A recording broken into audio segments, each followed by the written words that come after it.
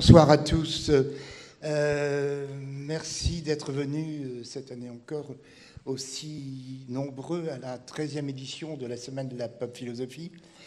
Merci à tous les amis, les intellectuels, les professionnels de l'édition et de l'art de l'avoir soutenu. Je tiens à remercier bien sûr le Théâtre de la Criée, tout particulièrement Macha Makayev, qui accompagne cette Semaine de la Pop Philosophie depuis plusieurs années. La pop philosophie, c'est un moment de la philosophie qui a été révélé ici à Marseille en 2009 et qui aujourd'hui est diffusé en France et à l'étranger. Ce soir, de grandes figures de la pensée contemporaine et du monde de la politique nous ont fait l'honneur d'accepter notre invitation. Je les remercie. Enfin, je tiens à remercier tout particulièrement Jean-François Marmion, complice, ami et conseiller scientifique de cette édition, à qui je laisse maintenant la parole. Je vous souhaite une très très bonne soirée. Merci.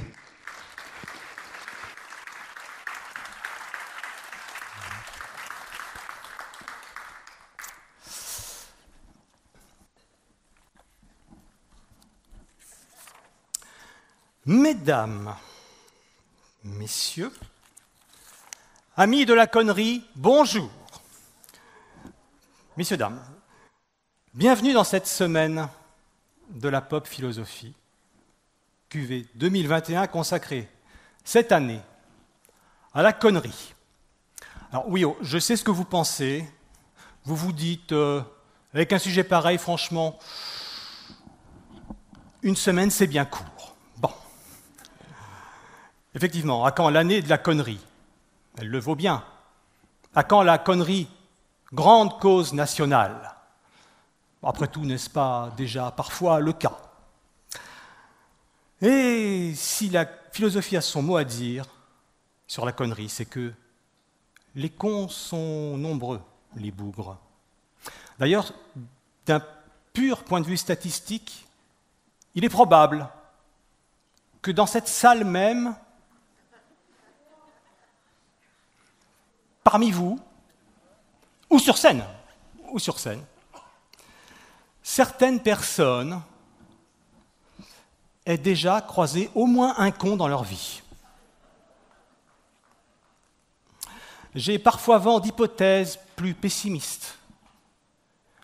J'entends dire qu'il y aurait, je cite, des cons partout. Diable, partout? Oui, partout. On peut en douter. Quoi? Il y aurait des cons comme moi parmi les psychologues? Et il y aurait des cons parmi les psychologues comme moi? Il y aurait des cons parmi les philosophes? Oh. Il y aurait des cons parmi les politiques? Madame la ministre nous livrera son appréciation tout à l'heure. Mais je n'en crois rien. Des cons parmi les politiques, on s'en serait aperçu. Il y aurait des cons parmi les électeurs, tant qu'on y est, au sein même du peuple souverain? Madame la ministre nous livrera son appréciation tout à l'heure. Il y aurait des cons parmi les Marseillais? Oh, l'hiver, non. Non. Je n'en crois rien. Taratata. Vous voyez à quelles aberrations, à quels excès nous en arrivons lorsque nous abordons un sujet aussi complexe, sans la rigueur ni la probité nécessaires. C'est pourquoi je vous appelle tous à la plus grande vigilance en tant que conseiller scientifique en conneries pour cette semaine. Oh je vous en prie. Non, mais j'ai pas fini. Bon, procédons par ordre. D'abord, qu'est-ce donc qu'un con? Eh bien, après des années de labeur bénédictin sur la question, je peux vous révéler en toute exclusivité que je n'en sais rien. Les définitions varient suivant les époques, les cultures, les langues. Par exemple, pour la Grèce antique et jusqu'au Moyen Âge, le con par excellence, c'était celui qui était frappé d'hubris, H-U-B-R-I-S, la démesure. Celui qui oubliait sa place. Celui qui se croyait promis à un destin exceptionnel, parfois à changer le monde, et qui finissait broyé par la roue de fortune qu'il prétendait maîtriser. Pour les encyclopédistes, le con suprême, c'était celui qui jugeait les autres ou qui éructait des pseudo-vérités sans savoir, ni surtout sans se soucier de savoir. En clair, il prenait son opinion pour un fait accompli, pour la science infuse et définitive. Mais on peut aussi opter pour une vision plus subjectiviste de la connerie et considérer avec Georges Brassens que ceux qui ne pensent pas comme nous sont des cons. Voilà. Bref, on est un peu comme saint Augustin parlant du temps. On sait ce que c'est, mais au moment d'expliquer, on ne sait plus. Et quand bien même on saurait ce que c'est qu'un con, comment diable l'étudier scientifiquement? On peut opter pour des méthodes qualitatives. Par exemple, je distribue des questionnaires et je dis sur une échelle de 1 à 10, à combien estimez-vous votre connerie? Ce ne serait pas fiable. On peut opter pour des approches quantitatives. Par exemple, je constitue un échantillon représentatif de cons, un échantillon représentatif de pas cons, et je compare l'évolution des cohortes. Là encore, méfions-nous des résultats. Après tout, il n'est pas exclu que quelqu'un d'initialement épargné par la connerie se conifie avec le temps. Ça s'est vu. On ne peut pas exclure non plus qu'une andouille se bonifie avec l'âge. Bon, c'est plus rare. Bien, étudier la connerie, pratiquer une conologie, c'est donc employer des méthodes approximatives pour étudier un objet indéfinissable. C'est dire s'il faut se méfier des conclusions. De même que la plus belle ruse du diable consiste, selon Baudelaire, à nous faire croire qu'il n'existe pas, le plus grand triomphe de la connerie serait de persuader ceux qui l'étudient qu'ils sont épargnés par le phénomène.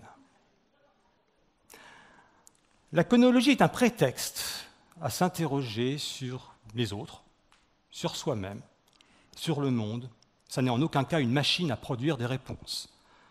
Et c'est en cela, semble-t-il, qu'elle se rapproche de la philosophie. C'est peut-être même une porte dérobée pour entrer dans la philosophie. Car la connerie n'est pas l'inverse de l'intelligence. Il y a des cons très intelligents. Je connais même des cons beaucoup plus intelligents que moi. Et c'est vexant. On a tous en tête des cons très cultivés, très à l'aise dans n'importe quelle conversation, qui retombent toujours sur leurs pieds, qui ont toujours réponse à tout, quand bien même ils ne maîtrisent pas le sujet. Ce sont de redoutables bretteurs, de redoutables polémistes. Et peut-être la présidentielle à venir nous fournira-t-elle quelques spécimens. Or, que faire? Je voulais vous dire aussi que si la connerie n'est pas l'inverse de l'intelligence, c'est peut-être l'inverse de la sagesse. Tout simplement. Du point de vue philosophique, peut-être que la connerie, c'est ce qui nous éloigne de la sagesse. Dans ce cas, depuis 25 siècles, en Occident, la philosophie ne fait rien d'autre que s'interroger sur la connerie. Évidemment, elle emploie d'autres termes. La bêtise, la déraison, la stupidité, l'aveuglement volontaire, l'ignorance, la folie, au sens pré-psychiatrique du terme, la folie qui caractérisait l'insensé. Donc, consacrer une semaine de philosophie à la connerie n'est absolument pas provocateur, ni iconoclaste, c'est même tout à fait respectueux du droit fil de la philosophie. Voilà pourquoi cette semaine de la pop philosophie tombe à pic, pourvu que nous fassions tous preuve d'humilité.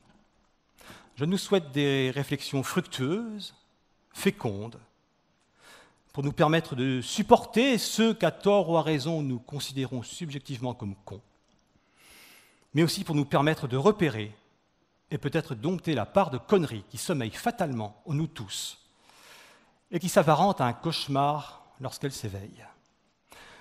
Bienvenue donc dans cette semaine, que dis-je, ce symposium, ce conclave, ce festival. Bienvenue au sommet de la connerie.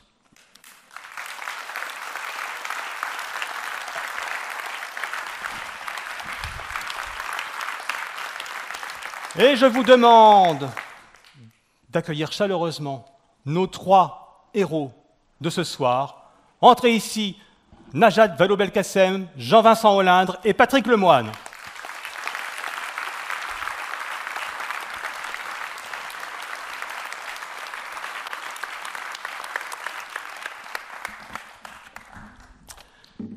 Bien, passons aux choses sérieuses. Je chausse mes lunettes, c'est vous dire si on ne va pas rigoler.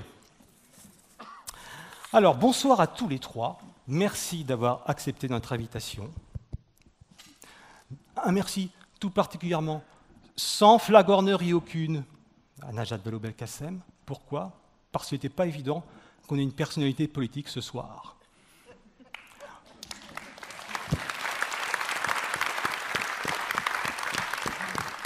On ne savait pas si quelqu'un oserait venir. On se disait peut-être que s'ils comprennent mal l'invitation, ils vont venir. Mais je crois que vous avez très bien compris. Et donc, merci d'avoir eu le courage de venir ici, quelles que soient nos opinions politiques par ailleurs. Alors, eh bien, tiens, puisque je vous tiens, vous êtes ancienne ministre des droits des femmes, ancienne ministre de l'Éducation nationale, de l'enseignement supérieur et de la recherche. Vous avez été directrice des affaires publiques internationales au sein d'Ipsos et vous êtes actuellement directrice pour la France de l'ONG One, qui lutte contre l'extrême pauvreté et les maladies évitables en Afrique. Vous êtes aussi directrice du programme Égalité Femmes-Hommes à Sciences Po Paris et directrice de la collection Raison de plus aux éditions Fayard. Et parmi vos ouvrages, on peut citer La vie a plus d'imagination que toi chez Grasset, La société des vulnérables, leçon féministe d'une crise chez Gallimard avec Sandra Logier, et Objectif 2030, un monde sans extrême pauvreté chez Librio.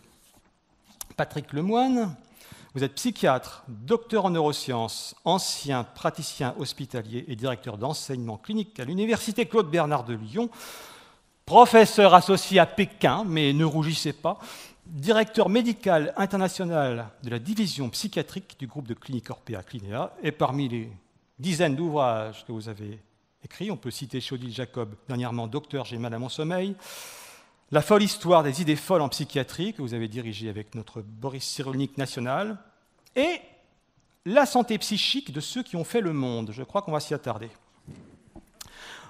Jean-Vincent Olindre, vous êtes professeur en sciences politiques à l'Université Paris II Panthéon-Assas, directeur scientifique de l'IRSEM, c'est-à-dire l'Institut de recherche stratégique de l'école militaire. N'est-ce pas ? Ah, moi aussi, ça me fait toujours un choc. Et vous êtes rédacteur en chef de la revue Les Champs de Mars aux presses de Sciences Po.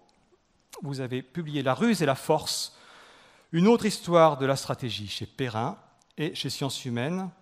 Vous avez dirigé La démocratie entre défis et menaces, et avec Laurent Testo, La guerre des origines à nos jours.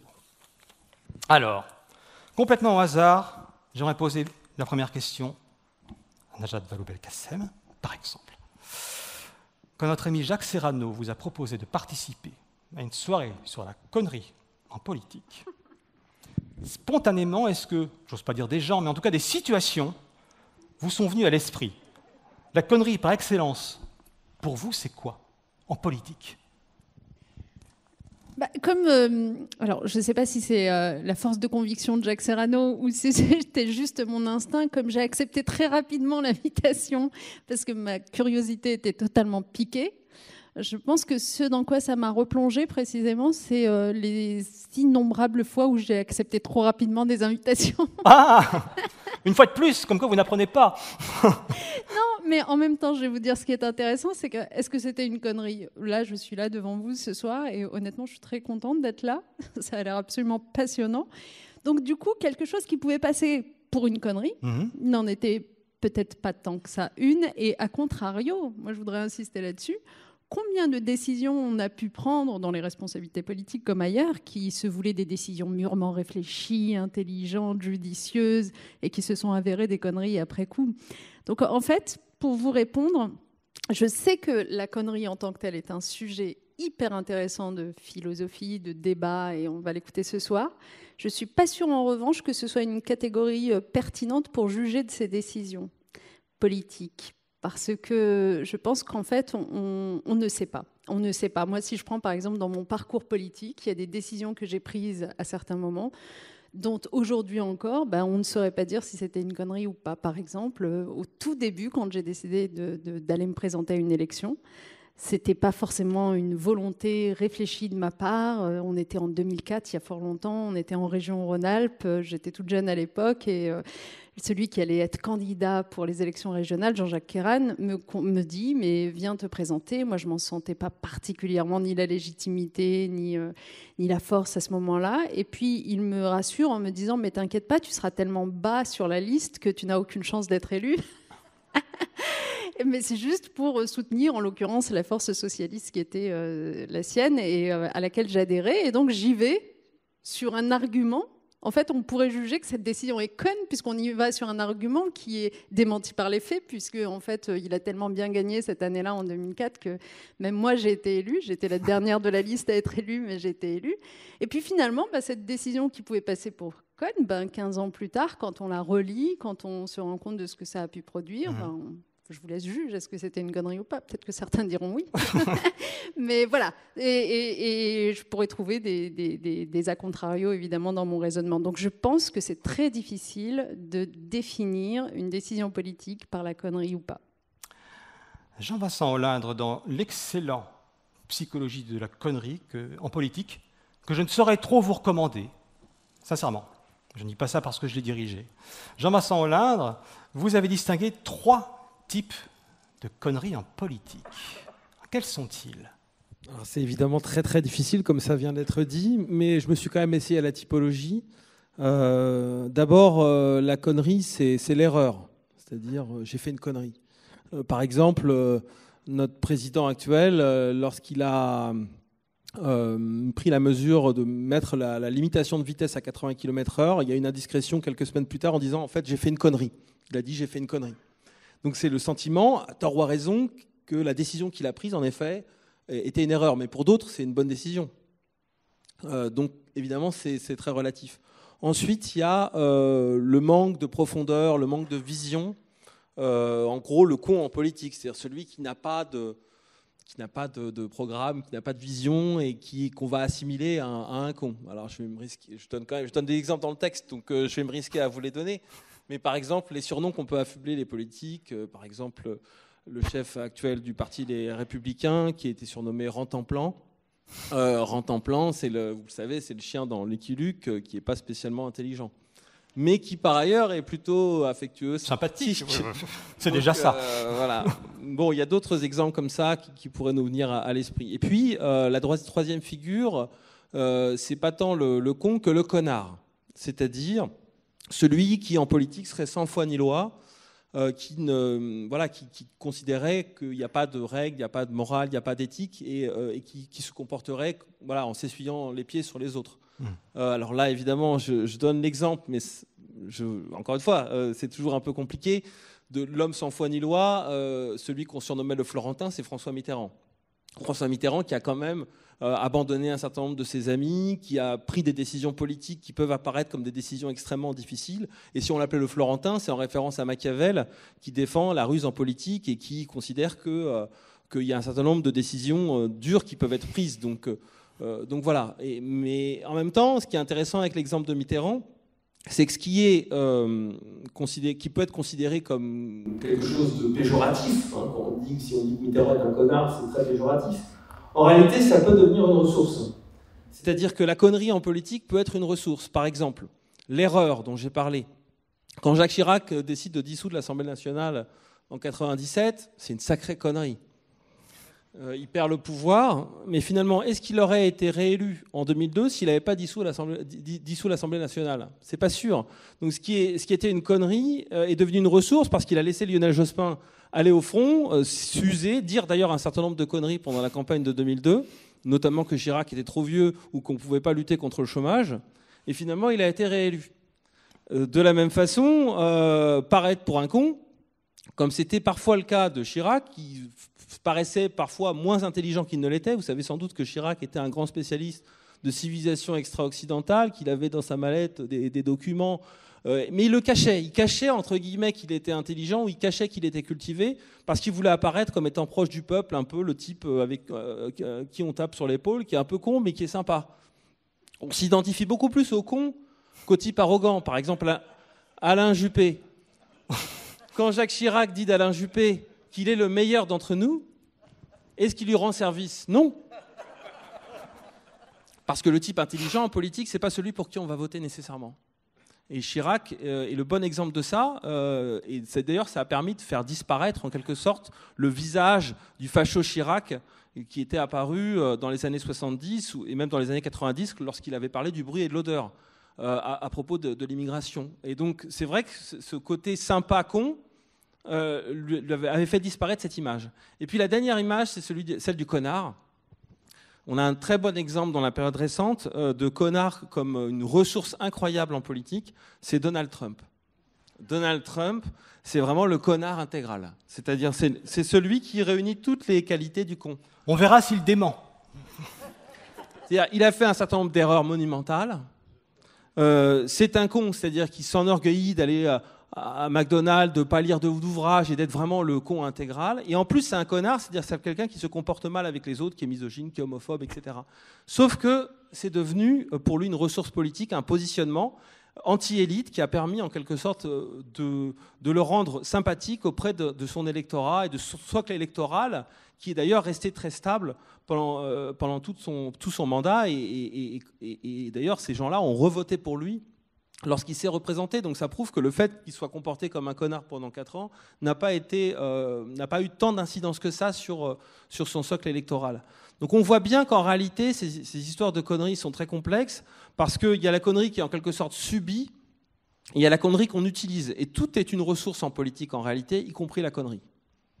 Oui, la connerie peut être un atout en politique. On est mal. Bien, Patrick Lemoine, vous avez écrit sur la santé psychique de ceux qui nous gouvernent. Alors, quels sont leurs troubles mentaux, éventuellement, les plus fréquents, et quels sont les troubles qui pourraient expliquer que les politiques fassent parfois de grossières conneries? Alors, je vais faire comme les politiques, je ne vais pas répondre à la question. Ah bah, devriez vous présenter. Bien ce qu'on a dû vous apprendre, non. Non, en fait, je veux dire que je suis surpris et un peu déçu par Marseille. Parce que je pensais qu'à Marseille, il y avait des féministes. Et je m'attendais à voir devant la criée des banderoles. Parce que con, il ne faudrait peut-être pas oublier que ça vient de cuneus, le latin, et que ça définit le sexe féminin. Quand vous traitez quelqu'un de con, vous le traitez de vulve. Peut-être pas l'oublier ça non plus. Et je suis un peu surpris qu'il n'y ait pas un seul MeToo à Marseille qui ait été capable de manifester contre cette curieuse organisation. Mais la soirée n'est pas finie. Oui. Alors peut-être qu'il y aura quelques MeToo qui vont se révéler. En revanche, j'ai une bonne nouvelle. Alors s'il y a non pas des MeToo, mais des EELV, des écologistes dans la salle, je vais vous apprendre une grande chose, c'est que le carburant de la connerie, c'est une énergie renouvelable et éternelle qui s'appelle l'hubris. Et effectivement, l'hubris, c'est inépuisable et on peut être de plus en plus con, avoir de plus en plus de carburant d'hubris et on n'épuisera jamais cette ressource-là. Et ça, c'est formidable quand même. Donc, l'hubris, c'est se croire plus haut qu'on ne l'est, c'est croire qu'on peut avoir une réelle influence. C'est la démesure, l'orgueil, c'est également l'arrogance. Et les Romains, qui étaient des spécialistes en la matière, Jules César, qui était l'homme le plus puissant de son temps, était un homme qui était dans la démesure, qui était dans l'hubris. Et lorsque les Romains organisaient un triomphe au retour de la campagne des Gaules ou d'autres campagnes, il avait son triomphe, sa couronne de laurier, et sur son char, derrière lui, il y avait un esclave qui lui murmurait toutes les minutes « Memento mori », souviens-toi que tu vas mourir. C'est juste pour lui rabattre son caquet, de manière à ce qu'il soit un peu moins con, qu'il ait moins le melon, parce que finalement, un con, c'est quelqu'un qui a le melon. Et malheureusement, il n'a pas écouté ce conseil de Memento Mori, et lorsqu'il est allé, tout le monde avait peur qu'il prenne le pouvoir, qu'il devienne empereur. Il avait déjà tous les pouvoirs, il avait été nommé dictateur, qui était un titre à vie. Donc il avait tous les pouvoirs, et ses conseillers avaient eu vent du complot contre lui.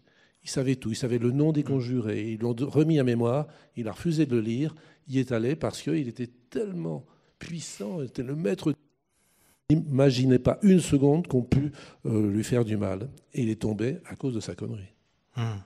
Donc l'hubris, c'est un ingrédient. C'est un carburant. Un carburant. On décrit souvent le pouvoir comme une drogue pour ceux qui l'exercent. Est-ce qu'il y a une part de vérité là-dedans ? Alors, moi, j'ai besoin, pour démonter un mécanisme aussi complexe que la connerie, de prendre des modèles plus simples. Et donc, je vais toujours sur le modèle animal. Et j'ai essayé de voir quels étaient les animaux qui étaient cons. Et on en a. Alors, ce qui est intéressant, c'est que ça dépend de la structure sociale.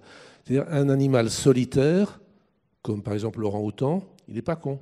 Si vous prenez le même Donald Trump, vous le mettez dans une île déserte, il n'est plus con, puisqu'il n'y a plus personne pour le regarder en tant que con. Donc un solitaire ne peut pas être con. Ce qui est intéressant aussi, c'est que les animaux qui vivent en couple monogame, par exemple les perroquets, les gibbons, ne sont pas cons non plus. Ils ne font pas de bêtises, ils sont discrets, ils sont tranquilles, ils sont assez respectueux les uns des autres. Les manchots, c'est pareil. En revanche, dès qu'on arrive dans des structures sociales, surtout les structures sociales sous forme de harem, c'est-à-dire il y a un mâle dominant et des femelles, là c'est grave. Alors j'ai regardé aussi les structures sociales féministes, c'est-à-dire matriarcales. Et là ça déconne pas. Les éléphants ne déconnent pas. Les bonobos, ils déconnent, mais c'est autre chose. Bref, en revanche, si vous prenez les structures sociales patriarcales, là c'est affreux. Prenez par exemple les faisans et les paons. Ils ont des queues gigantesques et ils vivent dans des forêts, c'est infesté de tigres et de panthères. Ils paradent devant les faisanes, ils paradent devant les pannes, et puis tchouk, il y a un tigre qui arrive, et ils sont tellement persuadés d'être les plus beaux, les plus forts devant les faisanes qu'ils se font croquer tout le temps. Prenez 2 cerfs qui paradent pour conquérir un harem de biches. Ils font des joutes comme les chevaliers avec leur beau panache, ils se battent, ils s'enchevêtrent les bois, ne peuvent plus bouger, et les loups viennent les bouffer. Donc les animaux patriarcaux, même les lions, ils s'entre-dévorent et ils se tuent. Ils tuent les bébés lionceaux quand ils prennent le contrôle d'un harem. Bref, on voit que, en fait, pour être con, il faut appartenir à une espèce sociale patriarcale. Or, ce qui est intéressant, c'est que nous sommes une espèce sociale patriarcale. Contrairement à ce qui a été dit, il n'y a jamais eu de société matriarcale vraie dans l'histoire de l'humanité, où que ce soit. Et ce qui est aussi très intéressant, c'est que nous sommes physiologiquement et anatomiquement construits comme des polygames. Pourquoi je dis ça ? Si les 2 sexes sont identiques, prenez des perruches, prenez des perroquets, prenez des gibbons, les vétérinaires sont obligés de faire des typages génétiques pour savoir si c'est un garçon ou une fille. Donc, c'est des monogames quand ils sont identiques. Et quand ils sont différents, prenez un lion par rapport à une lionne, prenez un cerf par rapport à une biche, mettez un monsieur tout nu, même à 50 mètres, à côté d'une fille toute nue, vous voyez tout de suite que c'est un garçon ou une fille. Donc nous sommes des polygames, mais ce qui est intéressant, c'est que comme les loups, nous sommes une espèce polygame, culturellement monogame. Et qu'on ne vienne pas me sortir les Chinois ou les musulmans polygames, c'était que les très riches. Moi, j'ai jamais rencontré un seul musulman polygame de ma vie, et Dieu sait si j'ai travaillé là-bas, je n'en connais pas. Quelques-uns dans les pays du Golfe. D'ailleurs, dans le Coran, c'était 4 si tu as les moyens. 4 femmes. Donc, en fait, on est une espèce qui se comporte culturellement comme des monogames dans une société polygame. Et je crois que c'est ça qui explique qu'il y a un fond de conneries, puisqu'on est patriarcaux sociaux, mais comme on se comporte comme des monogames, on n'est pas forcément voué à être con. Et il y a une part d'hubris aussi, donc chez les animaux, Bien sûr. Dans le cadre de la séduction. Prenez un lion, c'est l'hubris, alors que le tigre, pas du tout. Lui, il est solitaire, donc il n'a pas d'hubris. Le lion, le cerf, le paon ont de l'hubris. Le coq, le dindon sont des animaux pleins d'hubris. Donc la vie sociale nous condamne à la connerie. Sauf que nous sommes justement physiologiquement polygames, Ouais. fabriqués pour avoir des harems, et en fait nous nous comportons pratiquement dans le monde entier comme des monogames. Et c'est ce qui rend le sujet formidable, passionnant, bravo de l'avoir organisé, parce que c'est compliqué dans l'espèce humaine. Mais revenons à la politique d'un peu plus près. Les politiques donnent parfois l'impression de déployer davantage leur talent pour la conquête du pouvoir, ou la reconquête, ou garder le pouvoir, que pour son exercice. Est-ce qu'ils sont davantage accro, excité par la prise du pouvoir que par l'exercice. Alors la question qui est posée est simple, c'est est-ce qu'il faut être con pour pouvoir le pouvoir, ou est-ce que c'est le pouvoir qui rend con? Et ça, bon, dans le bouquin que vous avez cité sur la santé psychique de ceux qui ont fait le monde, je me posais aussi la question, est-ce qu'il faut être fou pour avoir le pouvoir, ou est-ce que c'est le pouvoir qui rend fou? Et c'est les deux, mon colonel. Alors j'ai un bon exemple encore animal, c'est les cyclidés, qui sont des très jolis poissons du lac Tanganyika. Et chez les cyclidés, il y a deux sortes de mâles. Il y a les très beaux, il y a les très brillants qui vivent près de la surface, et toutes les poissonnes en sont dingues. Et puis, vous avez les moches qui vivent dans la vase. Ils sont dans la vase, mais ils ne peuvent pas draguer, parce qu'ils sont tellement moches que personne ne les voit. Et donc, ils sont très différents. Il y a ceux qui ont le pouvoir, qui sont en haut, qui sont colorés, qui ont toutes les nanas à leurs pieds, si on peut dire pour des poissons, et puis les autres qui sont nuls. Puis de temps en temps, il y a un aigle qui vient prélever un très beau, et aussi sec, il y a un moche qui vient à la surface, et aussi sec, il devient magnifique, il devient beau, et toutes les poissonnes se pâment. Donc on peut considérer qu'effectivement, être au pouvoir, alors je rêverais d'une étude, être au pouvoir doit augmenter la sécrétion de testostérone, qui est quand même la base de l'hubris. Et on sait que la testostérone existe chez l'homme, mais aussi chez la femme.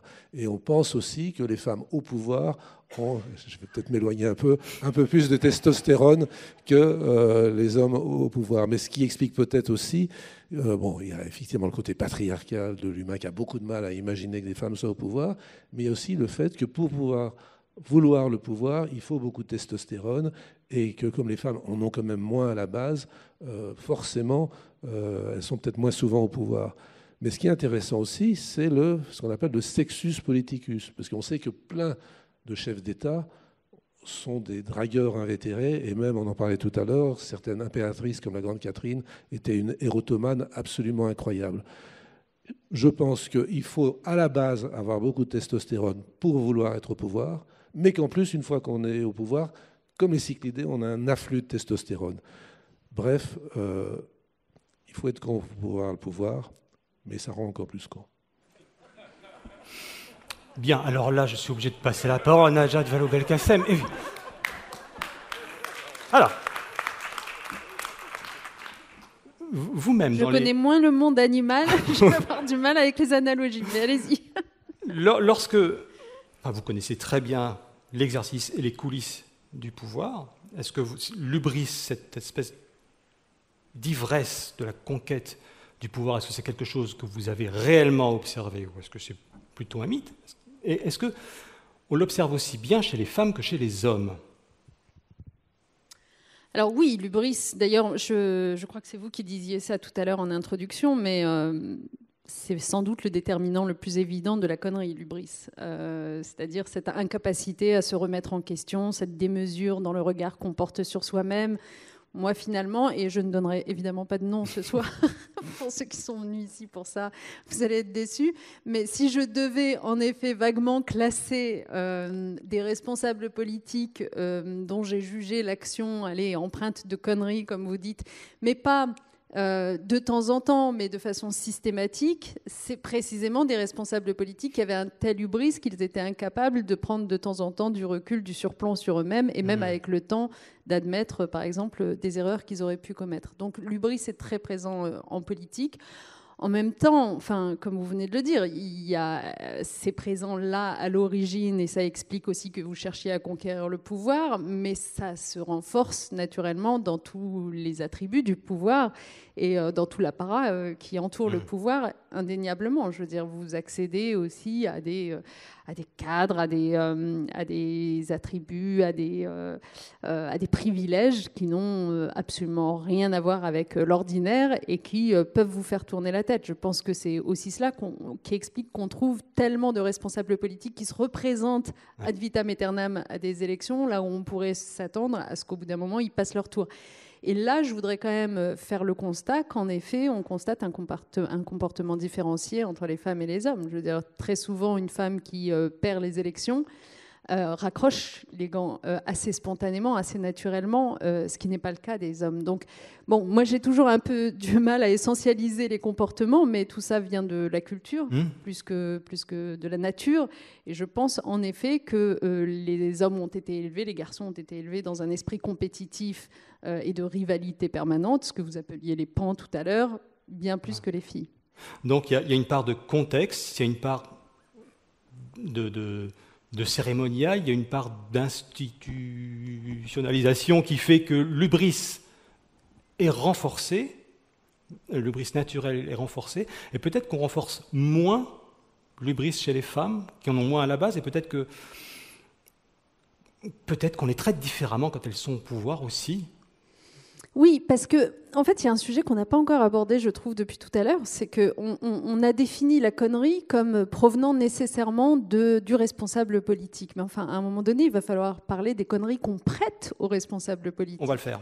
Et c'est vrai que certains responsables politiques sont, on prête davantage à certains responsables politiques qu'à d'autres de faire des conneries, de commettre des conneries. Évidemment, ça a un lien avec le monde qui est le nôtre, à la fois du rapport à la vérité qui est devenu quand même pour le moins distendu, du rapport à des réseaux sociaux comme médias qui ont tous les défauts que l'on sait, et du fait que des choses peuvent être racontées au sujet de l'action des gouvernants aussi, qui, bien que fausses, bien que démenties, persiste, perdure, et donc installe l'idée dans l'opinion publique que ce responsable politique ou cette responsable politique passe son temps à commettre des conneries. Et moi, j'en ai des dizaines d'exemples.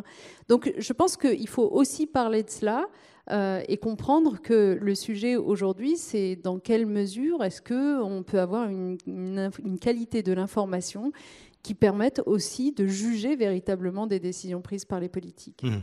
On va y revenir tout à l'heure, mais en introduction, vous disiez que, avec du recul, il est difficile de dire si on a fait des conneries au pouvoir ou pas, parce qu'après tout, c'est une question de moment, c'est une question de jugement. Est-ce que vous-même, vous vous dites, oui, là quand même, j'ai déconné. Est-ce que ça vous arrive ? Oui, bien sûr. Et je pense, justement, c'est ce que je disais tout à l'heure, mais je pense que ce qui fait la différence en réalité entre un con et un pas con, c'est la capacité à reconnaître ses conneries. Justement, si vous n'êtes pas complètement noyé par votre hubris, vous devez, avec le recul, avec le temps, pouvoir les reconnaître, ces conneries. Donc oui, c'est tout à fait faisable de le faire. Il faut en même temps que vous autres observateurs compreniez la nécessité que le temps et le recul viennent pour pouvoir admettre, connaître et reconnaître ces conneries-là. Parce que quand vous êtes dans le feu de l'action, quand un responsable politique est dans le feu de l'action, il est dans la mêlée, il n'est pas au-dessus de la mêlée, il n'est pas en train de se regarder agir, il n'a pas ce recul nécessaire, encore une fois, pour juger des actions qu'il mène et reconnaître ou prendre conscience d'une connerie en tenter, c'est aussi s'affaiblir face à l'adversité, parce que quand vous êtes un responsable politique, vous menez des combats face à des adversaires qui vous reprochent tout et son contraire. Donc à un moment donné, c'est s'affaiblir. Ça peut être douloureux d'ailleurs de reconnaître une connerie au moment même où vous êtes en action. Donc il ne faut pas prendre mal le fait que beaucoup de responsables politiques, et dans les exemples que vous avez donnés tout à l'heure, c'est ce qu'on voit, mettent des années avant de dire finalement, ou des mois en l'occurrence, en parlant de l'actuel président, finalement ça c'était une erreur. Mais c'est à double tranchant aussi, parce qu'on s'honore quelque part de reconnaître qu'on a commis une erreur, mais après on peut l'utiliser contre vous en disant vous voyez, vous avouez vous-même qu'à un moment vous avez fait n'importe quoi. Oui, bien sûr, c'est bien pour cela que je dis que c'est pas simple de s'affaiblir non plus en reconnaissant une erreur. Mais enfin, de manière générale, et c'est ce que m'inspirait votre propos tout à l'heure, je trouve que de la même façon que l'histoire des guerres n'est racontée que par les vainqueurs, en politique, on tire souvent des jugements, parce que je vous écoutais quand vous disiez, finalement, pour Chirac, par exemple, le fait de s'être présenté comme quelqu'un de plutôt pâteau, etc., à la fin, ça lui a été utile parce que en fait, en politique, on ne tire des leçons que des victoires. C'est-à-dire qu'une fois qu'il y a eu victoire électorale, on relie tout le passé et le passif en faisant finalement des atouts là où c'était censé être des handicaps. Oui. Mais je pense que c'est un peu plus complexe que ça et qu'à contrario, d'autres politiques qui étaient pâteaux ont juste pâti. Dans le cas de Chirac, le dernier Chirac pâteau, entre guillemets, est celui qui avait connu un certain nombre de défaites avant de devenir président et qui avait tiré la leçon justement peut-être de ses échecs et qui autrefois apparaissait comme arrogant et qui en 95 apparaissait comme rassembleur. Et c'est précisément ça, ce changement d'image. Et c'est très important d'avoir à l'esprit que la connerie, c'est pas nécessairement, je dirais, quelque chose de négatif. C'est ce que j'ai essayé de dire en fait. C'est que la connerie en politique, c'est un atout. C'est un vrai atout. Il ne faut pas le voir simplement comme un stigmate qu'on va apposer. Bien sûr, ça peut être un stigmate. Ça fait jamais plaisir de se faire traiter de con. Mais je donnais l'exemple de Juppé à dessein parce que Juppé, je pense que c'est typiquement la personne qui n'aimerait pas qu'on le traite de con, mais qui précisément n'a pas réussi à avoir peut-être ce regard sur lui-même qui lui aurait permis de faire ce que Chirac a accompli. Et donc, de ce point de vue-là, Juppé aurait dû être davantage con. Alors que Chirac, lui, a su le devenir au fur et à mesure, au fil des défaites. C'est ça que je dis. Et donc, c'est très important de ce point de vue-là.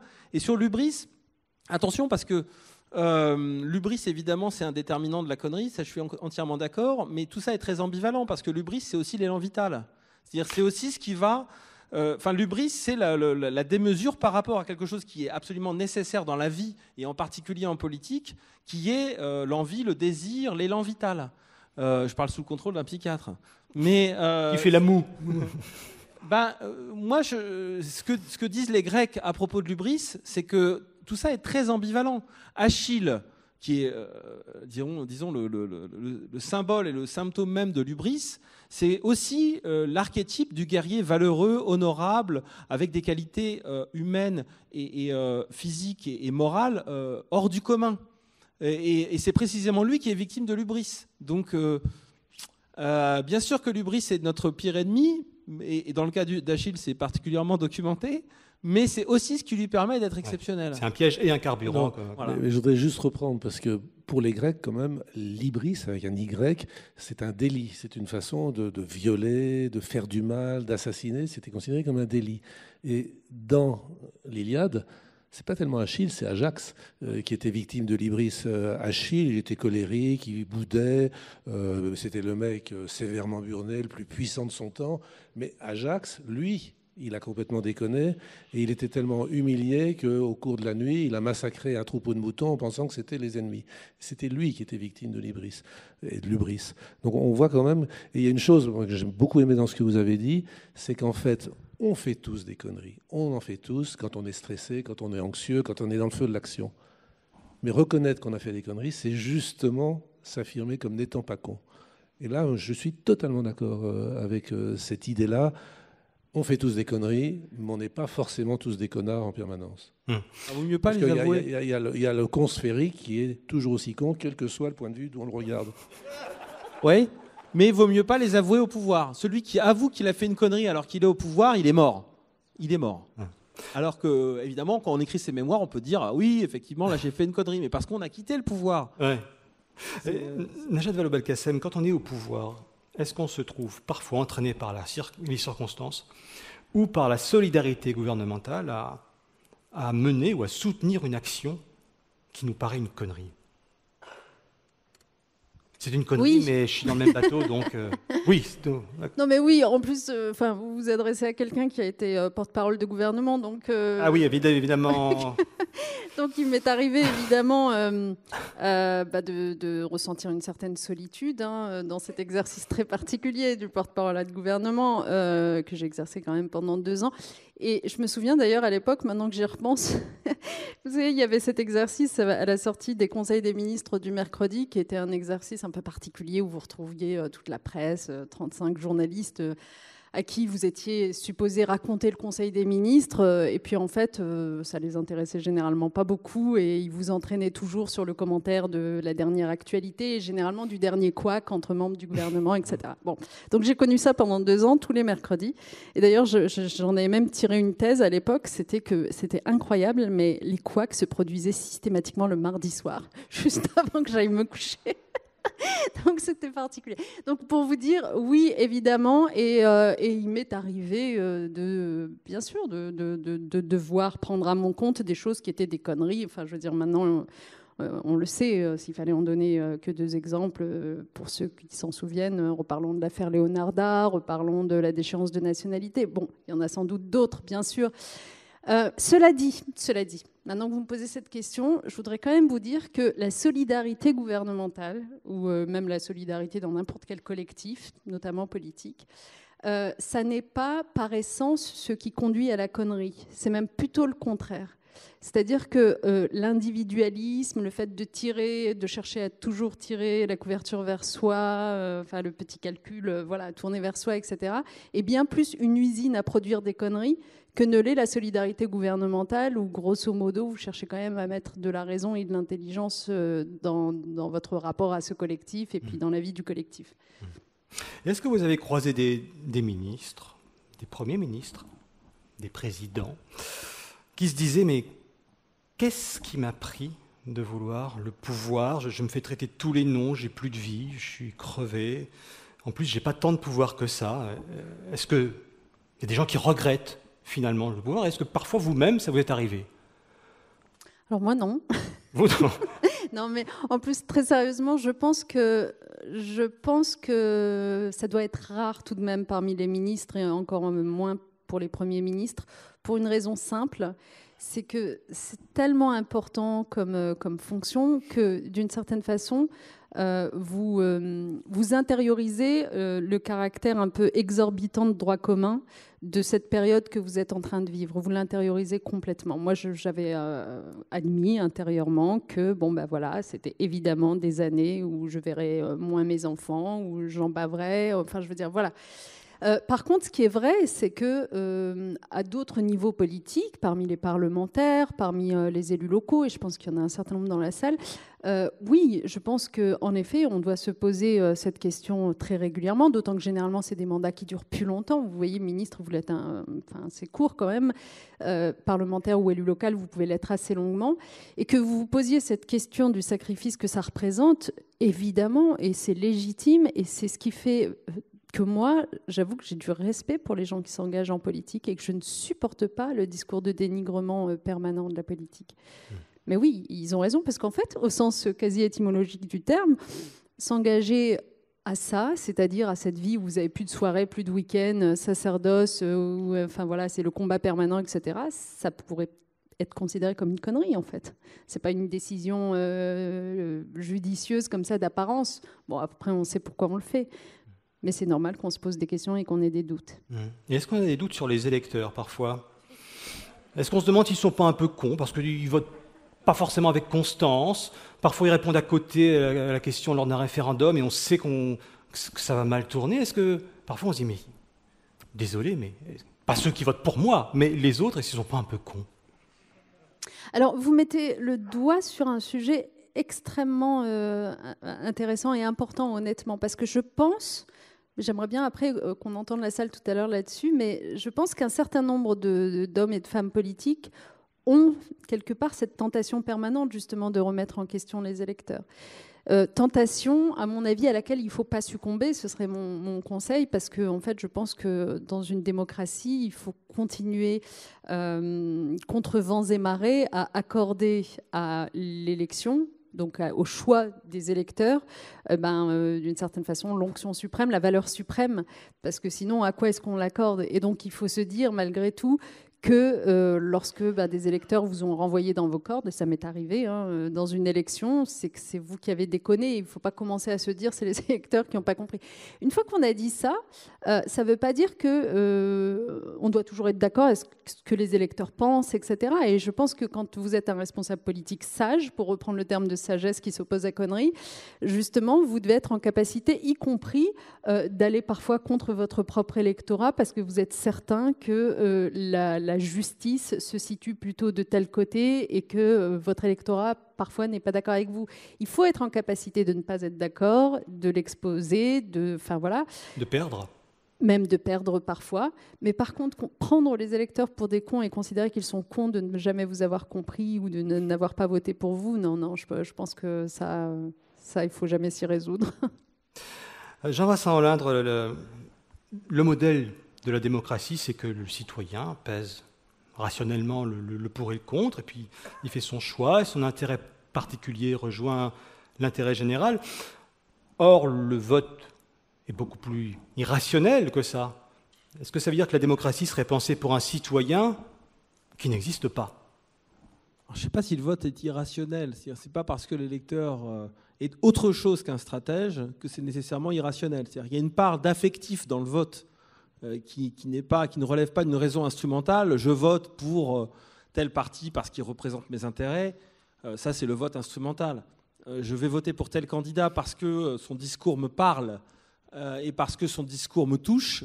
C'est une dimension qui est affective, plus émotionnelle, qui touche à des ressorts qui sont beaucoup plus difficiles à mesurer.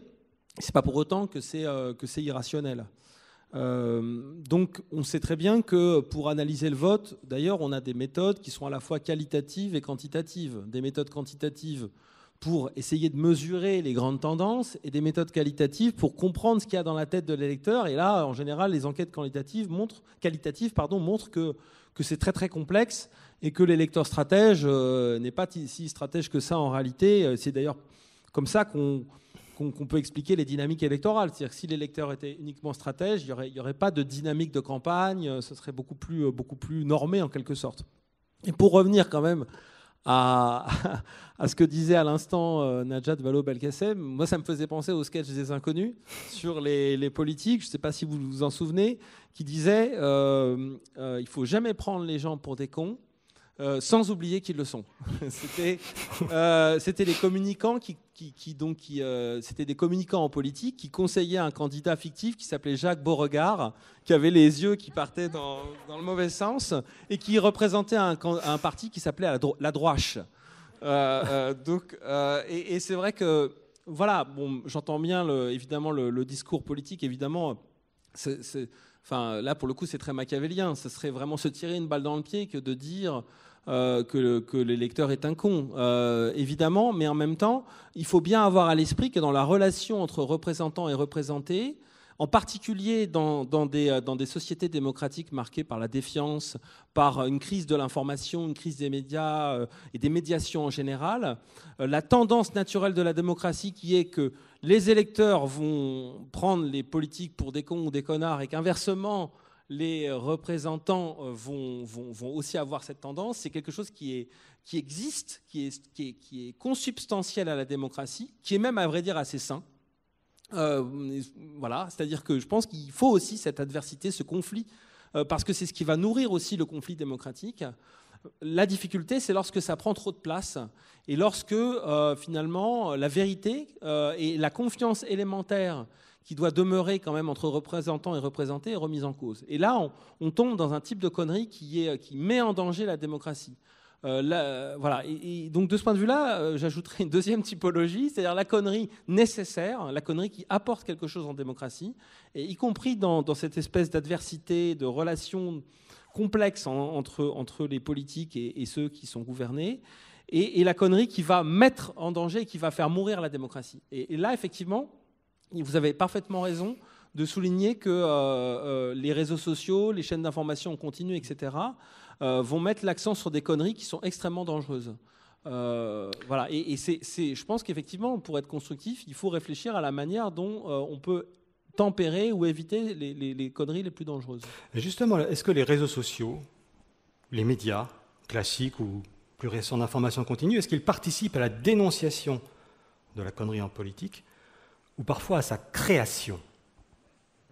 Ben non, mais alors c'est très facile de taper sur les politiques, mais c'est aussi très facile de taper sur les médias. Donc je ne vais pas rentrer dans cette chose-là, surtout que je suis marié avec une journaliste. Donc ce serait vraiment me tirer une balle dans le pied sur le plan conjugal, surtout si je suis filmé. Donc on lui montrera pas. Voilà. Mais oui, c'est-à-dire que la difficulté, c'est le type de relation qui se noue et la crise des médiations. C'est-à-dire que le problème posé par les réseaux sociaux, c'est que tout le monde devient journaliste, toutes les opinions deviennent intéressantes. C'est ce que disait, et elles ne le sont pas malheureusement. C'est ce que disait Umberto Eco, c'est-à-dire Umberto Eco disait à propos des réseaux sociaux qu'autrefois les uns et les autres s'épanchaient au bistrot et disaient des conneries, mais c'était réservé aux dizaines de personnes qui étaient au bistrot. Aujourd'hui, tout le monde y a droit. Et c'est ça qui pose problème, parce que évidemment, ça va entretenir ce climat de défiance et ça va surtout entretenir aussi, au sein d'une même démocratie, je dirais des îlots d'adversité et des îlots même de conjuration, d'opposition au système. C'est-à-dire que le principe de la démocratie, c'est quand même l'idée d'un commun, c'est de construire un commun. Or, les réseaux sociaux, on le sait bien, vont entretenir les gens dans leur identité, dans leur réseau de relations. On ne discute jamais avec celui avec lequel on n'est pas d'accord sur les réseaux sociaux, en fait, paradoxalement. On va insulter éventuellement celui avec lequel on n'est pas d'accord, mais il n'y a jamais de vraie discussion.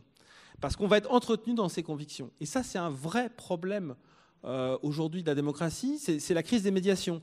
Le fait qu'aujourd'hui, aussi, la confiance dans le travail journalistique, quand il est sérieusement fait, est sérieusement mise en balance, parce que les gens préfèrent s'informer gratuitement sur Internet plutôt que d'acheter de la presse sérieuse. Oui. Et là, c'est un vrai problème. C'est ce qu'on appelle le biais de confirmation en psychologie, c'est-à-dire qu'on ne retient que les informations qui confirment notre point de vue. Exactement. Le reste, on le minimise, on le néglige. Et ça, c'est pour moi une des conneries les plus graves de la démocratie. Oui, c'est consubstantiel. En d'autres termes, pardon, j'interviens, mais en d'autres termes, les réseaux sociaux rendent con. Puisque si la définition de la connerie, c'est de ne pas entendre justement les thèses inverses pour entendre la contradiction, d'être incapable, d'être hermétique à la contradiction, les réseaux sociaux nous enferment dans des bulles où en fait on devient con, quoi. On est d'accord entre nous. On est d'accord entre nous, mais on n'est jamais confronté aux autres. C'est pas une connerie féconde, parce que vous avez compris que je pense qu'il y a des conneries fécondes, oui. Mais il y a des conneries mortifères. Et effectivement, ce type de conneries, vous avez parfaitement raison, est mortifère pour la démocratie. Alors je voudrais qu'on ait le temps de prendre des questions dans la salle, donc je vais juste en poser encore quelques-unes. Najat Vallaud-Belkacem, quelles sont les plus grosses conneries dans les médias, dans les réseaux sociaux ou dans votre propre camp qu'on ait pu dire sur vous?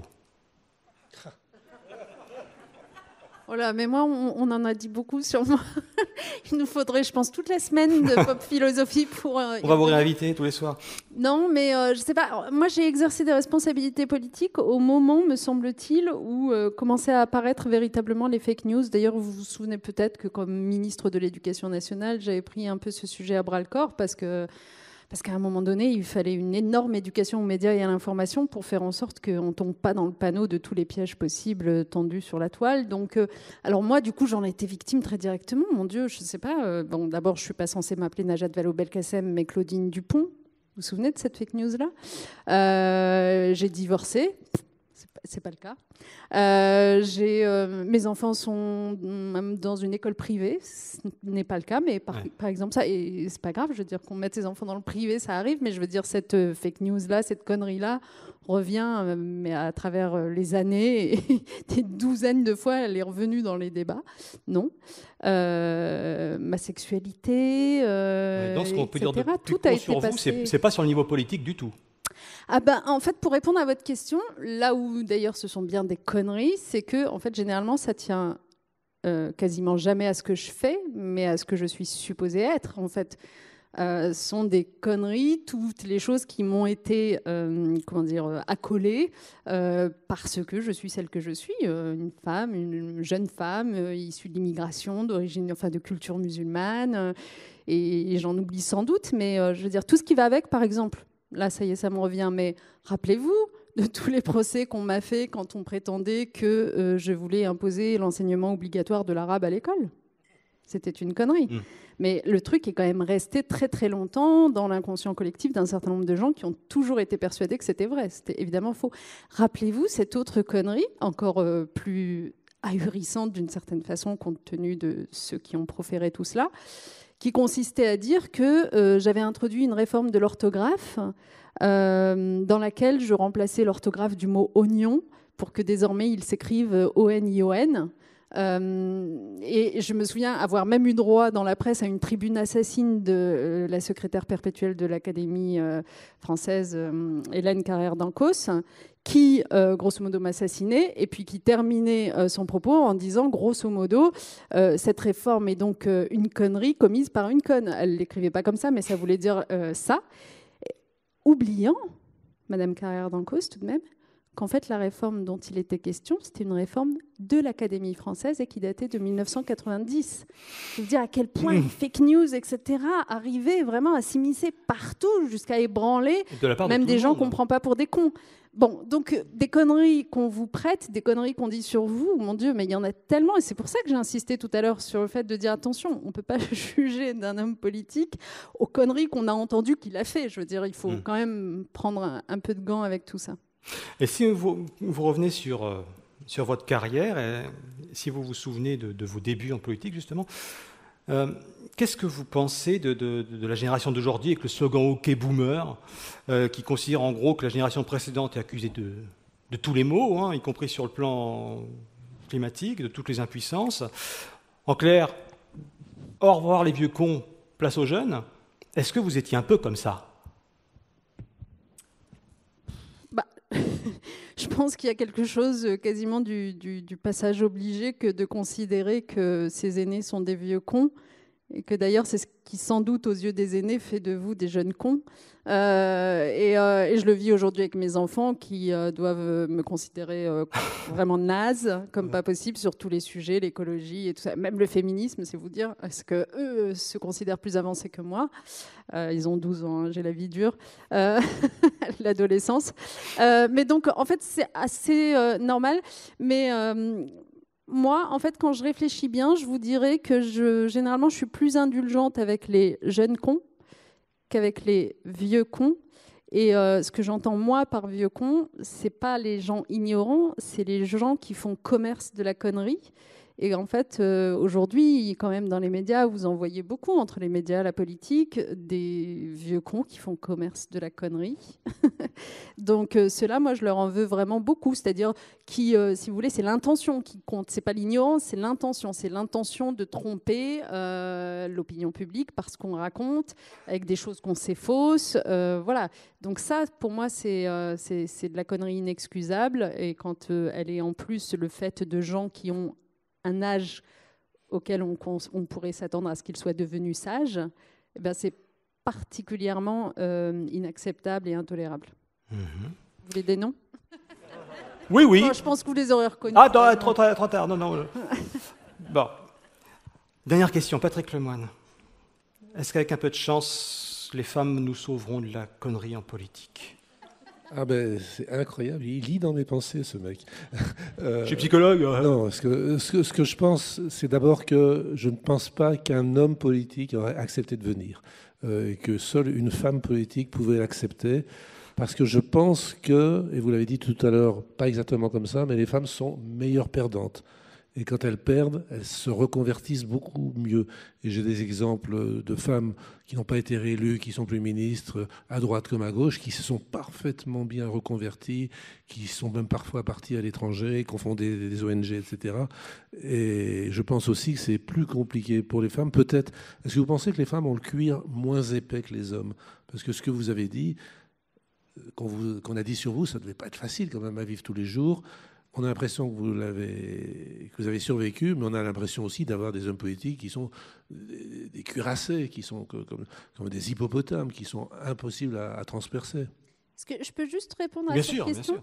Parce que vous l'avez dit tout à l'heure en évoquant ma biographie, j'ai passé 2 ans dans une entreprise qui se trouve être une entreprise qui fait des enquêtes d'opinion, etc., qui travaille beaucoup, d'ailleurs, vous avez évoqué les biais cognitifs tout à l'heure, qui utilise évidemment beaucoup la psychologie comportementale pour comprendre un certain nombre d'attitudes et de comportements, que ce soit des électeurs ou des citoyens. Ipsos pour ne pas la nommer, enfin peu importe.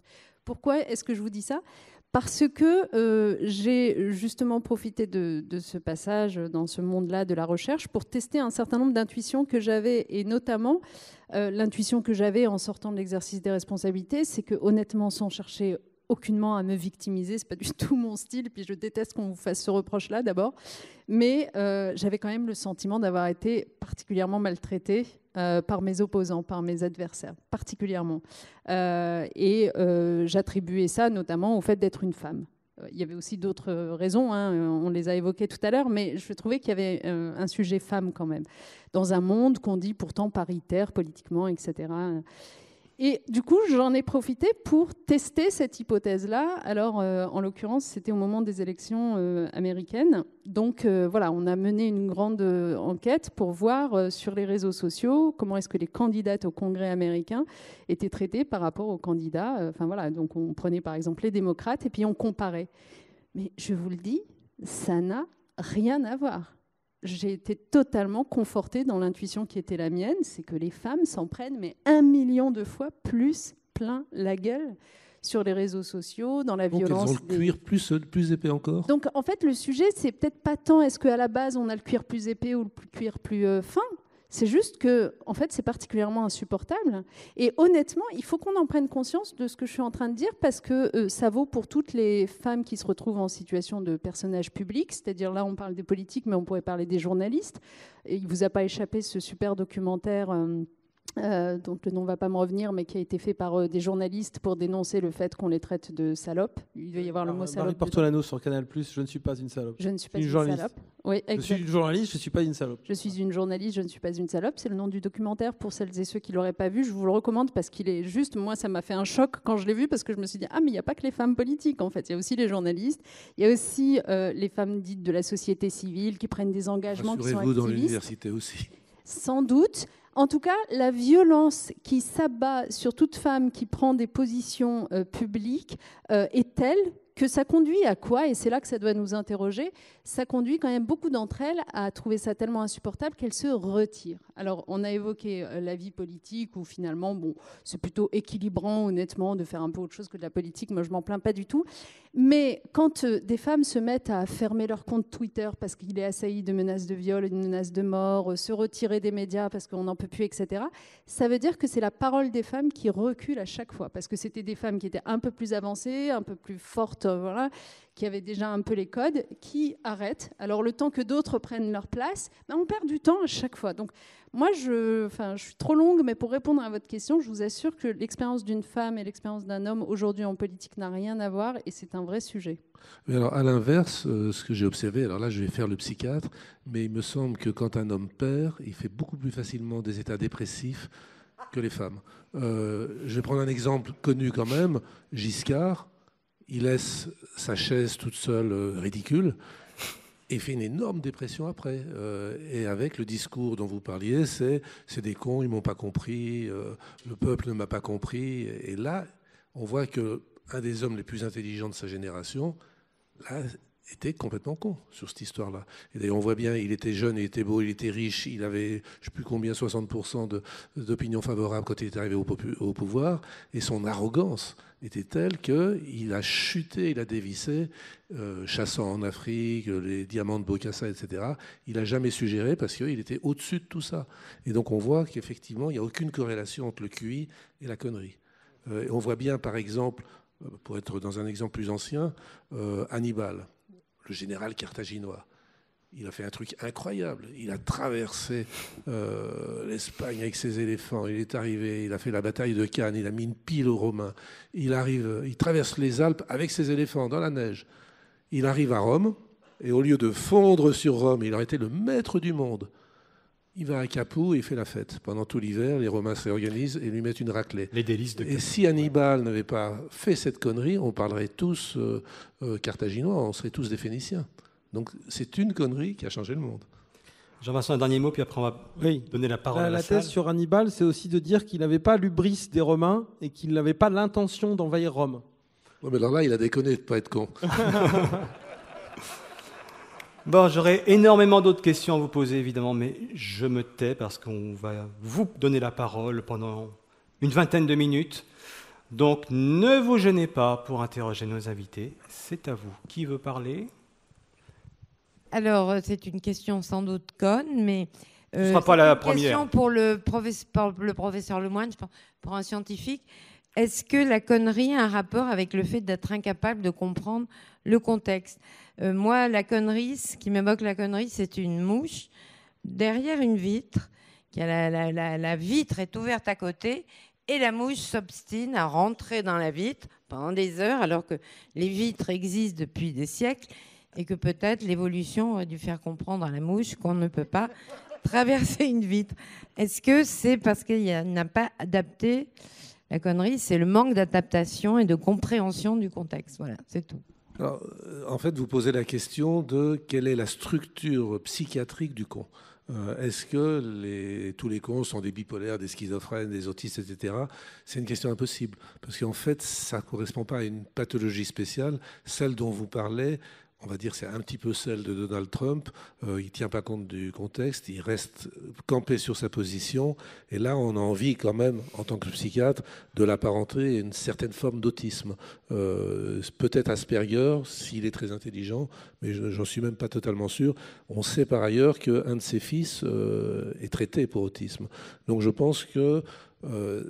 cette forme, allez, je vais me jeter à l'eau, après tout, moi je ne suis pas politique, j'ai le droit, mais il y a eu un candidat à la mairie de Paris avec une très belle lavalière, d'une intelligence remarquable, connu, il ne l'a jamais nié d'ailleurs, pour être Asperger, et son discours où il s'est déclaré « je suis candidat », même quand on n'est pas passionné de politique, il paraissait complètement déconnant. Il avait des mimiques, il avait des positions, il avait un choix des mots qui était totalement déconnant. Donc, vous décrivez une forme spécifique de structure psychologique d'un con, mais il y a aussi, par exemple, Hitler, qui a été élu quand même par le peuple, faut pas l'oublier, Vox Populi et pas toujours Vox Dei.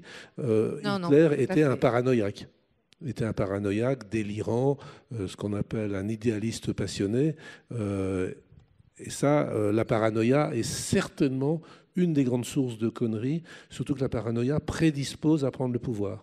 Parce que le paranoïaque, c'est quelqu'un qui ne doute pas. Il a raison. Alors que les gens, on va dire, normaux, pas psychotiques, doutent. On doute tous dans cette pièce, je pense. Le paranoïaque, Staline, Hitler... peut-être Mao, ne doutez pas, et c'est des gens qui sont dénués de tout humour. Donc là, c'est encore une autre forme de connerie. Je pourrais vous décliner chez les bipolaires, un bipolaire en état maniaque, il va être totalement déconnant. Churchill, au moment de la guerre, était en état maniaque, aussi bien la guerre d'Afrique du Sud que la Deuxième Guerre mondiale, et Roosevelt disait de lui, il a 300 idées par jour, dont 2 ou 3 sont bonnes. Donc, on voit qu'il en avait 298 qui étaient probablement déconnantes, mais c'était un génie. Parce qu'il était bipolaire aussi. Et on pourrait aller à l'infini dans les structures pathologiques. Et une autre question, c'est que je trouve qu'on ne parle pas assez des connes, étant pour l'égalité homme-femme. Est-ce que vous avez l'air de dire que les connes, il y a moins de connes que de cons, ou que les connes sont moins connes que les cons? Oui. Oui, je voudrais quand même réagir sur la question des rapports hommes-femmes. Il y a quand même un élément, c'est qu'en France et aux États-Unis, on n'a pas de point de repère. C'est-à-dire qu'il n'y a pas eu de présidente, il n'y a pas très peu de premiers ministres femmes. Donc forcément, je veux dire, en termes d'enquête de sciences politiques, on a malheureusement peu de recul. On a quand même un cas de figure qui est une candidate qui a été proche de Najat Vallaud-Belkacem, qui a eu du mal quand même à décrocher. C'est-à-dire que Ségolène Royal, elle s'est encore présentée récemment à une élection pour les sénateurs de l'étranger, je crois, ou les députés qui représentent les Français de l'étranger, et elle a fait un score que je préfère pas dire ici.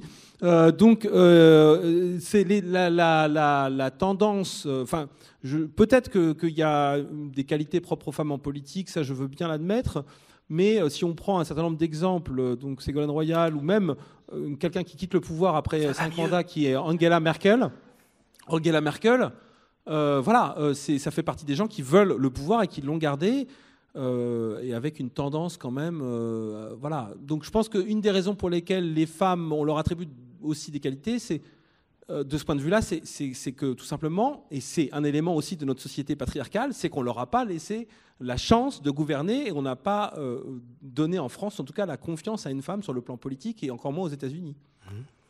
Vous vouliez réagir ? Non, j'allais juste réagir en disant que tout à l'heure, j'avais bien aimé ce que vous disiez, parce que, dans l'introduction au tout début, quand vous disiez, justement, vous avez employé le terme de société patriarcale. En fait, c'est ça le truc important, mais vous venez de conclure là-dessus. Vous n'avez pas dit, il y a les hommes, les femmes, vous avez dit, est-ce qu'on est dans une société patriarcale ou est-ce qu'on est dans une société matriarcale ? En l'occurrence, on n'a jamais fait l'expérience de la vraie société matriarcale. Et donc, en fait, ce l'hubris, etc., il est lié, la compétition, la rivalité, est liée à la société patriarcale. Pourquoi est-ce que c'était important de le préciser comme ça ? Parce que du coup, dans cette société patriarcale, vous allez avoir des femmes qui revêtent les attributs des hommes. Enfin, je veux dire, c'est normal. Au bout d'un moment, si c'est la seule façon de progresser en politique, et pendant longtemps, ça a été la seule façon d'eux, eh ben, elles vont s'approprier à leur tour ces codes qui sont les seuls à être reconnus. Et c'est pour ça, d'ailleurs, qu'une fois pour toutes, on a besoin d'une arrivée massive de femmes en politique pour que d'autres codes s'installent aussi. Mais oui, donc c'est pas étonnant de voir des Margaret Thatcher ou des je sais pas qui. Je suis sûre que vous avez d'autres exemples de femmes qui ont adopté ces codes et qu'on prendrait pour des hommes en réalité. Alors moi j'ai essayé de regarder quand même les femmes chefs d'État dans l'histoire par rapport aux hommes chefs d'État et voir s'il y avait plus de gens déconnants d'une catégorie ou de l'autre. Bon, des hommes qui ont fait des conneries monstrueuses. Je vous ai parlé d'Hannibal, je vous ai parlé de Jules César, je pourrais vous parler d'Alexandre le Grand, qui a aussi par moments pas été vraiment tout à fait bien dans ses baskets. Bref, les hommes qui font des conneries, il y en a eu énormément. J'ai regardé les femmes. Prenez par exemple la plus grande impératrice, la plus grande tsarine de tous les temps, Catherine de Russie, c'était une femme exceptionnelle. Victoria elle a régné en femme. Victoria a régné en femme et elle a porté l'Angleterre au sommet. Élisabeth Ier a régné en femme aussi. Donc j'ai essayé de voir s'il y avait des femmes qui avaient vraiment déconné. Il n'y en a pas eu beaucoup. Alors, il y a eu moins de femmes au pouvoir, certes, mais quand même. Alors, il y a Marie de Médicis. Elle était vraiment nulle, mais je crois qu'elle était bête quand même. Elle a vraiment fait toutes les bêtises. Elle s'était fait prendre par Cagliostro. Enfin, elle a fait toutes les bêtises possibles. Anne de Beaujeu n'était pas très bonne non plus. Mais Margaret Thatcher, bon, certes, elle était un peu masculine, Golda Meir aussi, mais on ne peut pas dire que c'était des connes, ces femmes. Elles avaient une cohérence, elles avaient un projet, elles avaient leurs idées de politique qui étaient ce qu'elles étaient, mais je n'ai pas beaucoup d'exemples, à part ceux que je viens de vous donner. Éléonore d'Aquitaine, c'est une femme exceptionnelle aussi. Alors, vous allez me dire, il y a un biais de recrutement, parce que pour être femme d'État, dans ces époques-là, il fallait quand même être absolument supérieur. Et d'ailleurs, il y avait, je ne sais plus quel ministre qui avait dit, l'égalité homme-femme sera acquise, oui, Françoise Giroud, sera acquise le jour où on verra des femmes qui ont nul, qui sont à des postes à responsabilité. Ça peut venir. Non, on en est loin. Hein. On en est loin, oui, on en est très loin. Donc je pense que les femmes au pouvoir, effectivement, risquent de nous sauver. Alors, y a-t-il d'autres questions là-bas? Oui, par exemple.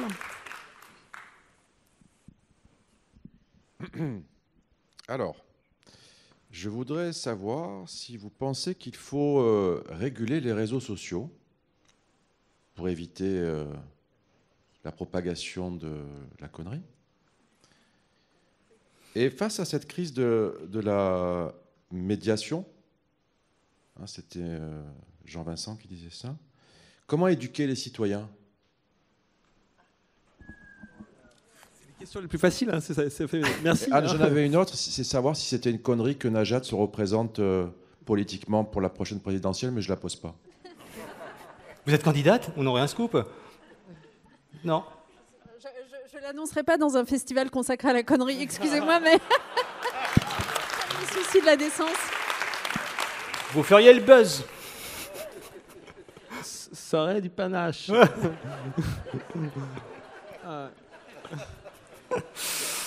Ouais.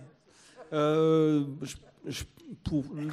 deuxième question que vous posiez, c'était l'éducation aux réseaux sociaux. Je pense que c'est un élément fondamental. D'ailleurs, peut-être j'aurais aimé avoir l'avis de Najat Vallaud-Belkacem comme ancienne ministre de l'Éducation nationale. Je pense que moi-même, je suis enseignant, j'ai des enfants aussi.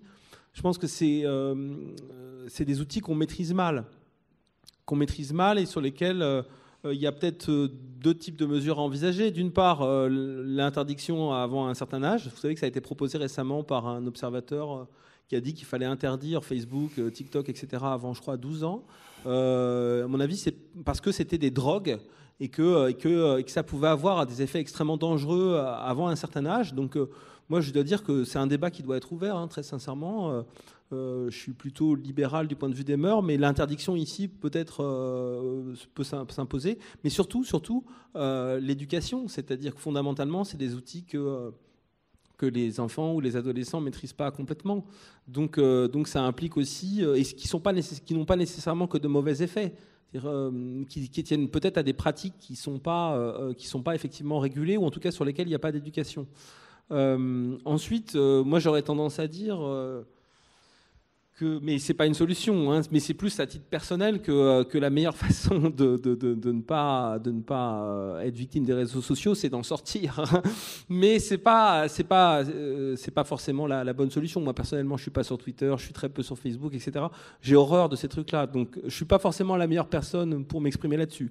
Ce que je pense, c'est que ça constitue, mais les réseaux sociaux ne sont que le miroir grossissant d'une crise plus profonde, qui est effectivement cette crise des médiations, où je dirais, les médiateurs, c'est-à-dire les enseignants, les journalistes, les politiques, les sachants en général, voient leur savoir complètement remis en cause.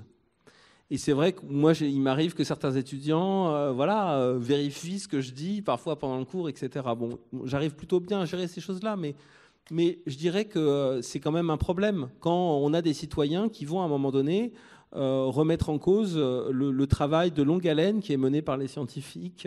On a tous, évidemment, vous avez tous en tête un certain nombre d'exemples récents. Remettre en cause le travail des observateurs, remettre en cause le travail de chiens, il faut bien le dire, des politiques. Ça, si on arrive à ce type de défiance qui revient finalement à remettre en cause ce pourquoi les gens font ce qu'ils font, ce pourquoi ils ont une vocation, parce qu'on ne peut pas être politique sans vocation, on ne peut pas faire enseignant sans vocation, on ne peut pas être journaliste sans vocation, et c'est vrai que entendre sans cesse dire ben voilà, ce sont des connards, ce sont des cons, ils font n'importe quoi, ils sont irresponsables, ce sont des élites défaillantes, c'est quelque chose qui ne peut pas durer éternellement. Donc j'ai pas de solution, mais je dirais que ça passe nécessairement par le fait de reconnaître au niveau politique l'importance de l'éducation. Donc évidemment y mettre les moyens qu'il faut. Aussi à l'échelle de l'université. Bon, je ne vais pas faire ma pleureuse, mais l'université française est quand même dans une situation aujourd'hui dramatique. C'est quand même un véritable problème. On met beaucoup d'argent, enfin il y a des chiffres assez clairs là-dessus, on met beaucoup d'argent sur les prépas et sur les grandes écoles, et on met très peu d'argent à l'université, alors même qu'on a de plus en plus d'étudiants.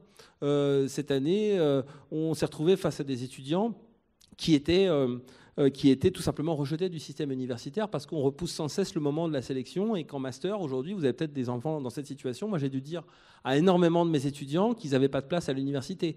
Donc c'est sûr qu'on ne peut pas d'un côté dire on va lutter contre la connerie et de l'autre mettre aussi peu de moyens sur les moyens d'éviter la connerie. Ça, c'est vrai que c'est à mon avis, et la connerie qui fait mal, pas la connerie qui nous amuse. Voilà, et je pense que à mon avis, c'est un des enjeux de la prochaine élection. Malheureusement, aujourd'hui, on ne parle que de choses qui sont totalement latérales par rapport à ces enjeux qui sont fondamentaux.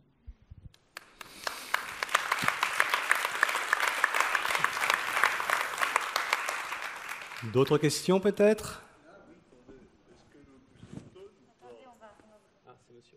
C'est monsieur Prostate. Je vous en prie. Ça va mieux, je peux pas. Ah ouais, bah attends, tant mieux. On était inquiets, vous savez. Soyez rassurés. Et est-ce qu'une partie du problème ne vient pas de l'incapacité des politiques à s'étonner ? Vous savez que Platon disait dans le Théitète, Malagar, tout philosophou, tout autopathos, tout automazein, vous avez tous compris. Ah oui, oui. S'étonner, attitude éminemment philosophique, parce que s'étonner, ça permet de réagir. Alors que si on arrive avec une vérité révélée, il y a un problème qui ne peut jamais être résolu. Voilà ma question. Et voilà la réponse. Non mais très, très, très sérieusement, en plus, l'étonnement, la curiosité des autres et donc l'ouverture aux autres, de toute façon, est à la base de toute vie sociale. C'est pas simplement à la base des décisions politiques. Donc c'est à la base de toute sagesse. Donc j'ai envie de vous dire, je ne peux qu'être d'accord avec vous. Est-ce que les politiques en font preuve, quoi ? Habituellement, j'ai pas l'impression que ce soit tellement le cas. Puisqu'ils apportent quelque chose qui est prêt. Est-ce qu'on a le droit de dire les politiques ? Est-ce que tous les politiques sont pareils ? Est-ce qu'on peut les généraliser ? Moi, je ne suis pas d'accord avec ça. Il y a une politique. Ils ne sont pas pareils. Ça, c'est vrai. Mais il y a des techniques qui sont partagées par tous les politiques. Là, vous parlez des conseillers en communication. C'est autre chose. Vous savez, Séguéla, Rolexi. C'est vrai, oui. Ça, c'est du latin, ça, oui. Y a-t-il une autre question? Ici, là. Tout le monde a compris qu'il y avait dans l'exercice du pouvoir un abaissement du savoir par l'exercice même. Manque d'étonnement, manque de curiosité, l'ego. Et je suis depuis très longtemps scandalisé par une chose qui a été pour moi le fondement de ma réflexion en politique à la fac de droit d'Assas, par des cours donnés sur le personnalisme du pouvoir, sur quoi notre République est fondée depuis la Ve République. Alors il est bien évident que nous aboutissons aujourd'hui à une crise de conneries dans le pouvoir.